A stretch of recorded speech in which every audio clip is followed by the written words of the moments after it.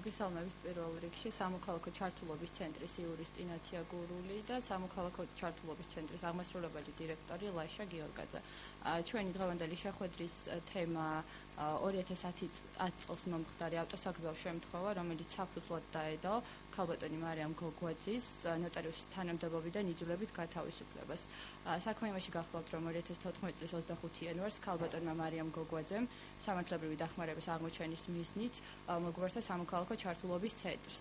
ჩვენ შევისწავლეთ ქალბატონი მარიამის მიმართ წარმოებული სისხლის სამართლის საქმის მასალები, ასევე ქალბატონი მარიამისგან მოვისმინეთ მის მიერ ნოტარიუსის თანამდებობის დატოვების მოტივი და აღმოვაჩინეთ, რომ პროცესის მწარმოებელი ორგანოს მხრიდან ადგილი ჰქონდა კანონმდებლობის მოთხოვნათა არსებით დარღვევას. რის თქმის საფუძველსაც გვაძლევს არა მხოლოდ კონკრეტული პირის ვარაუდები, არამედ საქმის ფაქტობრივი გარემოებები. კერძოდ, როდესაც 2010 წლის 19 იანვარს მოხდა ჩალაუბნის ტერიტორიაზე ავტოსაგზაო შემთხვევა, ქალბატონი მარიამ გოგვაძეს დაეჯახა, მის ავტომობილს დაეჯახა მერსედესის მარკის ავტომობილი მისსავე სამოძრაო ზოლში. შემთხვევის ადგილი დაათვალიერეს კახეთის კრიმინალისტიკური სამმართველოს ექსპერტ-კრიმინალისტებმა და შეადგინეს ნახაზი, რომელიც ქალბატონმა მარიამმა სადაზღვევო კომპანიის მეშვეობით მოიპოვა და რომლის საფუძველზეც გინდებოდა მისი არაბრალეულობა. მიუხედავად იმისა, რომ საქმის ფაქტობრივი გარემოებები ქალბატონი მარიამის უდანაშაულობას ამტკიცებდა, გამოძიება მიზანმიმართულად მის წინააღმდეგ შემოტრიალდა. კერძოდ, ქალბატონი მარიამი დაბარებული იქნა კახეთის საოლქო პროკურატურაში, სადაც მას განუცხადეს, რომ მის მიერ არ ჩადენილი დანაშაული უნდა ეღიარებინა, დაზარალებულებისთვის უნდა აენაზღაურებინა ზიანი და სანაცვლოდ დააპირდნენ, რომ დაკავებული ნოტარიუსის თანამდებობიდან მისი გათავისუფლება არ მოხდებოდა.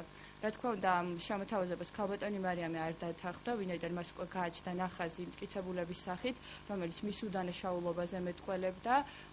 ამის შემდგომ ქალბატონი მარიამი დაბარებული იქნა უკვე იუსტიციის სამინისტროს გენინსპექციაში, სადაც ის შეხვდა მაშინდელ გენინსპექციის უფროს ბატონ მალხაზ ღუღუნიშვილს, რომელმაც ყოველგვარი მტკიცებულების გარეშე დაადანაშაულა ქალბატონი მარიამი მომხდარ ავტოსაგზაო შემთხვევაში და განუცხადა მას, რომ თუ არ უნდოდა ციხეში წასვლა, უნდა დაეტოვებინა დაკავებული ნოტარიუსის თანამდებობა. ამის შემდგომ ზეწოლები კვლავაც გაგრძელდა კახეთის საოლქო პროკურატურაში, როგორც ქალბატონი მარიამი აცხადებს, ზეწოლავს და მუქარას უშუალოდ ხელმძღვანელობდა მაშინდელი საოლქო პროკურორი და ახლა უკვე საკონსტიტუციო სასამართლოს მოსამართლე თამაზ ცაბუტაშვილი და დაშინების პოლიტიკით პროკურატურამ არამართზომიერ მიზანს მიაღწია და ქალბატონ მარიამს იძულებით დაატოვებინა თანამდებობა. ამის შემდგომ უკვე იმავე დღეს ბრალი წაეყენა ქალბატონ მარიამს და მიეცა საშუალება დოკუმენტებს გაცნობოდა და აღმოჩნდა, რომ გამოძიება თავიდანვე ტენდენციურად მიმდინარეობდა. კერძოდ, პროცესის მწარმოებელი ორგანოს მხრიდან ადგილი ჰქონდა კრიმინალისტების მიერ შედგენილი ნახაზის ჩასწორებას, რამაც ქალბატონმა ამ ჩასწორებამ ქალბატონი მარიამის ბრალეულობის საკითხი ეჭქვეშ დააყენა. ამის შემდგომ უკვე ქალბატონმა მარიამმა საპროცესო კანონმდებლობით გათვალისწინებული უფლებამოსილების საფუძველზე მოითხოვა დამატებითი ექსპერტიზის ჩატარება.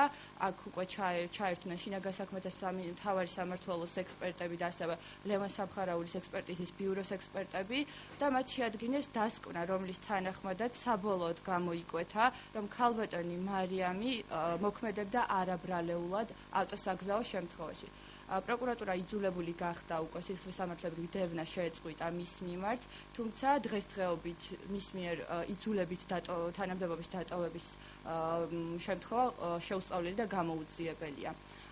ქალბატონ მარიამს უკვე თვეებია პროკურატურაში შეტანილი აქვს განცხადება, ამის თაობაზე გენინსპექციაში აქვს შეტანილი განცხადება ამის თაობაზე, თუმცა არანაირი რეაგირება მათი მხრიდან არ ხორციელდება მაშინ, როდესაც კანონმდებლობა პირდაპირ ავალდებულებს მათ გამომძიებელსა თუ პროკურორს, რომ დაიწყონ გამოძიება დანაშაულის შესახებ ინფორმაციის მიღების შემთხვევაში. ჩვენ ვფიქრობთ, არასამთავრობო ორგანიზაცია სამოქალაქო ჩართულობის ცენტრი ფიქრობს, რომ თანამდებობის პირების, კერძოდ თამაზ ცაბუტაშვილისა და მალხაზ ღუღუნიშვილის ქმედებებში შეინიშნება დანაშაულის ნიშნები, კერძოდ თანამდებობრივი უფლებამოსილების ბოროტად გამოყენებისა და მტკიცებულების სისხლის სამართლის საქმეზე მტკიცებულების ფალსიფიკაციის ნიშნები, რაც საჭიროებს დაუყოვნებლივ, სწრაფ და ეფექტური გამოძიების ჩატარებას. თუმცა, როგორც უკვე მოგახსენეთ, არანაირი რეაგირება არ ხორციელდება ვრცელდება. ამ მხრივ ჩვენ გვეგმავთ, რომ პირველ რიგში მოუწოდებთ პროკურატურას, გენინსპექციას, რომ დაინტერესდეს ამ საქმით და სრული ობიექტური და ყოველმხრივი გამოძიება ჩაატაროს, როგორც კანონმდებლობა ავალდებულებს მათ და ჩვენ გვეგმავთ უახლოეს მომავალში საჩივარი შევიტანოთ მთავარ პროკურატურაში და მოვითხოვოთ კანონიერი რეაგირების განხორციელება მათი მხრიდან.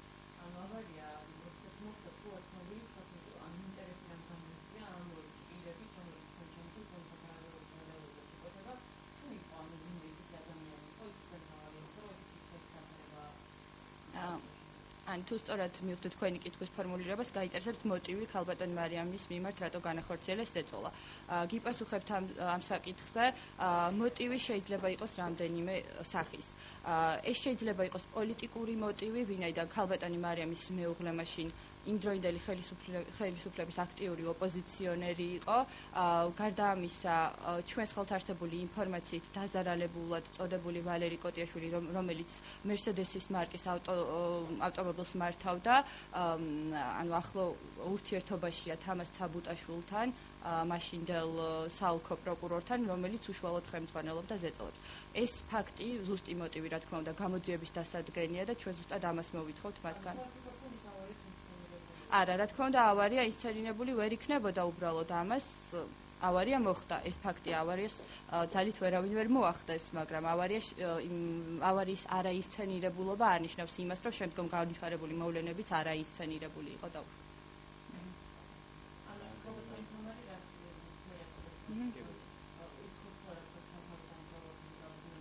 რა თქმა უნდა, ქალბატონი მარიამის ინტერესი სწორედ ეს არის, რომ თავის სამუშაო ადგილი დაიბრუნოს. და ეს მოხდება იმ შემთხვევაში, თუ დადგინდა, რომ მის მიმართ ჩადენილია ნამდვილად დანაშაული.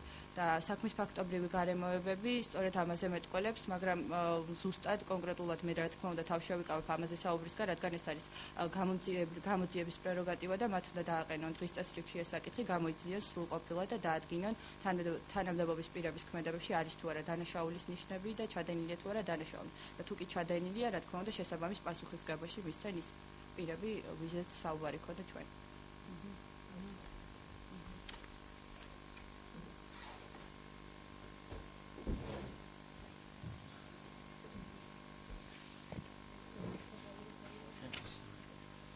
ესე იგი, მე მინდა გავამახვილო რამდენიმე მნიშვნელოვან დეტალზე ყურადღება. ჩვენ მოგვეხსენება წინა ხელისუფლების დროს ადამიანების მიმართ წარმოებული სისხლისამართლებრივი დევნა იყო მოტივირებული სხვადასხვა მიზნით. სწორედ ამ მოტივაციაზე მინდა გავამახვილო თქვენი ყურადღება.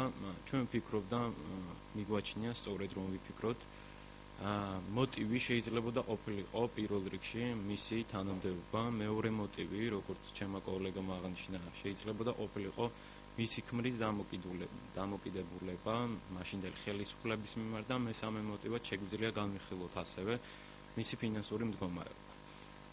პირველ შემთხვევაში ეს არის მისი თანამდებობა შესრულდა, ანუ ადამიანი, რომელიც მუშაობდა და კარგად მუშაობდა დაკავებულ თანამდებობაზე, ის გათავისუფლებული იქნა. ჩვენ ასევე მოტივად მიგვაჩნია მისი დამოკიდებულება, თუნდაც ამ შემთხვევის მიმართ, როდესაც ქალბატონი მარიამ გოგოაძე არ შეეგუა უსამართლობას და აგრძელებდა ბრძოლას, ასე ვთქვათ, თავის სიმართლისთვის.